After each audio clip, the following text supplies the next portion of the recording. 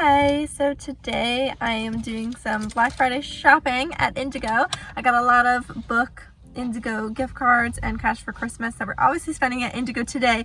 What day is it today? Wednesday, December 27th. It is not Boxing Day, it is December 27th, but they still have all the Boxing Day sales, so we're treating it like Boxing Day. Anyways, let's go though.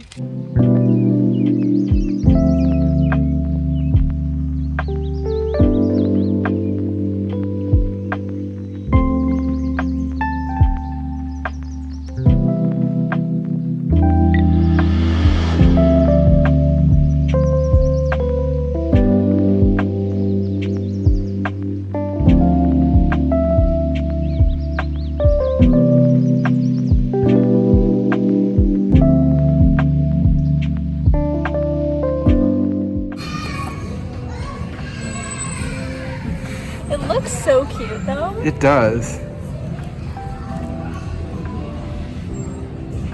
They're not hardcover though.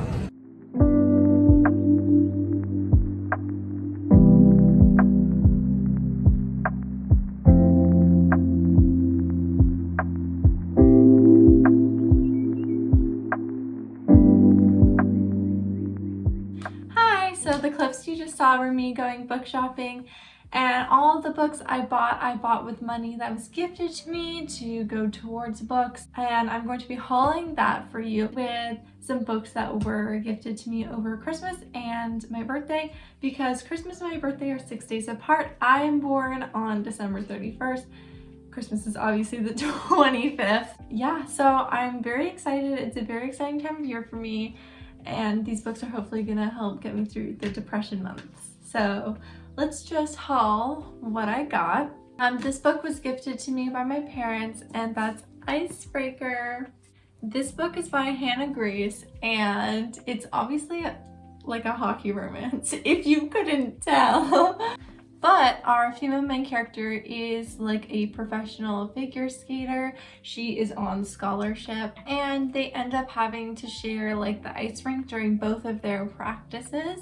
So I'm very excited about this. This is gonna be my first hockey romance that they're pretty in right now. But I'm so excited about it, and yeah, I cannot wait to read it.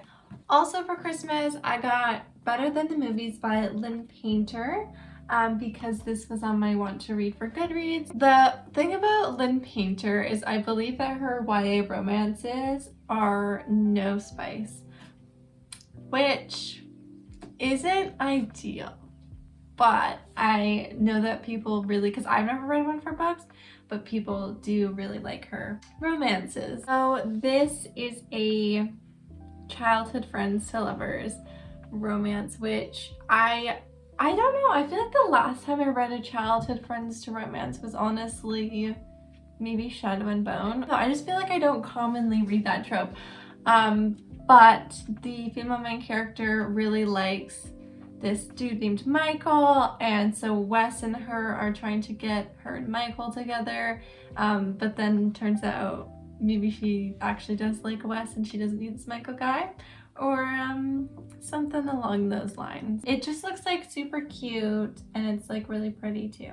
So the next two books I bought myself, and I'm very excited about both of them because they are by Ali Hazelwood, and if you know me, you know I love Ali Hazelwood. Her books are so easy to get through. Like they make so much sense, they're funny, they're so entertaining. I really enjoy her books, and it's really fun because her settings are super unique and her main characters are always really like enjoyable to read about. So the first one is Check and Mate. This is one of her newer books, and like the color scheme is just, it's very Taylor Swift lover coded. Also, it's not like, I would say that Love Theoretically and The Love Hypothesis were both about this length, and Check and Mate seems to be like much shorter than her other books, but this was her first attempt at doing YA because all of her other books are adult. But I do believe that there's still spice in this, if anyone was curious. Characters are Nolan and Mallory. Mallory used to be really good at chess, but she no longer is like this big chess player anymore, but she needs some money so she's got to get back into chess. The reigning champion, this Nolan dude, he was defeated by someone random, not really sure who that is, and I do believe that these two are going to have to go against each other in chess, and it's just, she needs the money, she's trying to play chess, she's trying to win chess, and we're not so sure what his motive is from just reading the back of the description, but I do think it's going to be like an enemies to lovers situation. We'll see though. So the next Ellie Hazelwood I got is Love Theoretically. I do believe that this is a little twist on like the Beauty and the Beast story. Of course, we're back in a STEM setting, and obviously we've got to throw in some fake dating. I think this is Allie's favorite trope. But this time we are dealing with physicists, which is interesting because I feel like in all of her other books, there's always like a different level or a different like area of science that the people are involved. It's really rare that I think that they're in the exact same field at the exact same level. So this will be interesting. Our main character is not making enough money as her like professor and researcher jobs, and so she has this little job on the side where she is a fake girlfriend for people to make some money. But then there's complications with one of her clients, and it ends up that this Jack Smith dude, how is this a Beauty and the Beast retelling? Did I totally make that up? I could have sworn that was somewhere. Okay, upon further research, it is unclear. I could have completely made that up. But I'm very excited about that because I love Ellie Hazelwood's books, and she's coming out with 2 new, I think, books this year, but I think they're a little different to her usual endeavors. I'm excited to go back into the familiar world of feminist novels. The next book that I bought was Powerless. This is by Lauren Roberts, and also for once we finally have something on the hardcover, but that is obviously very exciting. According to the description, there are 2 types of people. There are ordinary people, and then there are the elites, and there was this plague, and the plague gave people powers, and those people are the elites. So all of the ordinary people are banished from this kingdom, which I find very interesting because I feel like normally it would be the elites that would be like banished, or the people with powers, they would be feared. But I guess then that means the elites must be the majority or something. So our main character is going to pose as a psychic so that she can convince people that she is an elite. And she ends up saving someone very important and their life, and therefore people are like, wow, your powers are so amazing. We're gonna throw you in these trials where we throw in a bunch of our most powerful elites, and you try and survive to win. However, she's obviously just an ordinary person and doesn't have these powers, and she does not want to be found out for not having these powers, so she's just trying to survive through these trials. Really pretty book. Really excited to read this fantasy, and I think it's gonna be really fun. I also think that there are more books coming out. I do believe it's a series. I feel like I've been reading a lot of trial books, but I don't mind that because I love the trial trope. Serpent and the Wings of Night is really reminding me of this, but also like Throne of Glass, and I'm trying to like rewatch and reread rewatch and read for the first time the Hunger Games, and those are like kind of like trials. Not really, but it's the same atmosphere, you know, where you have like competitors and stuff. So the next books I bought myself, it's 4, but it's a box set, and that's the Rising Trilogy along with I do believe, I don't know if it comes in the box set or you can buy it separately, not sure, but the Rising series is not complete, which it always confuses me when they make box sets for series that are like unfinished, because they're just gonna have to keep redoing it. But I don't know. I do believe that this really short book is just a little spoiler for the 4th book. Yep, it's a sneak preview of the first 100 pages of Iron Gold. And after Iron Gold, there's going to be Dark Age and Lightbringer. Or is this a different series? Is Iron Gold a different series?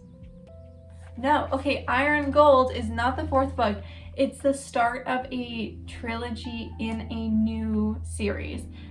So it says Red Rising was the story of the end of one universe. Iron and Gold is the story of the creation of a new one. Witness the beginning of a stunning new saga of tragedy and triumph.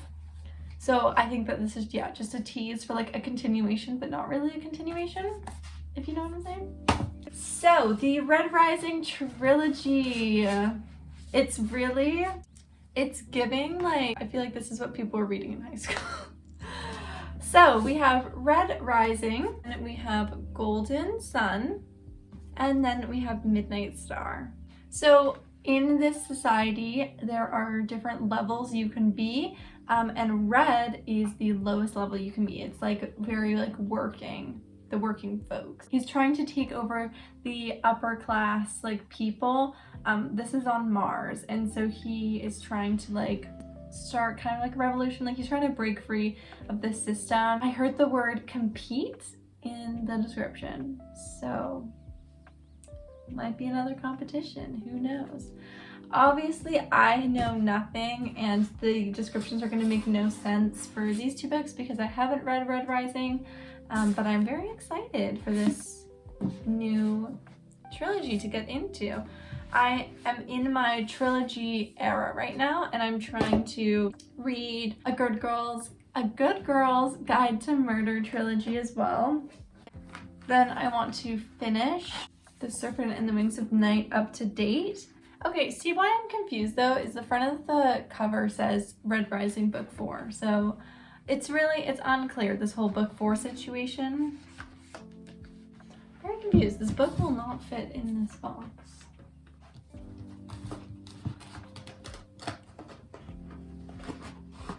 Like, hello. Okay. Anyways, that's my little book haul, and I'm excited for all of these books and for the reading year ahead. So consider hanging around if you're interested in what I think of any of these. But for now, thank you so much for hanging out with me, and hopefully I will see you in another vlog very soon. Bye!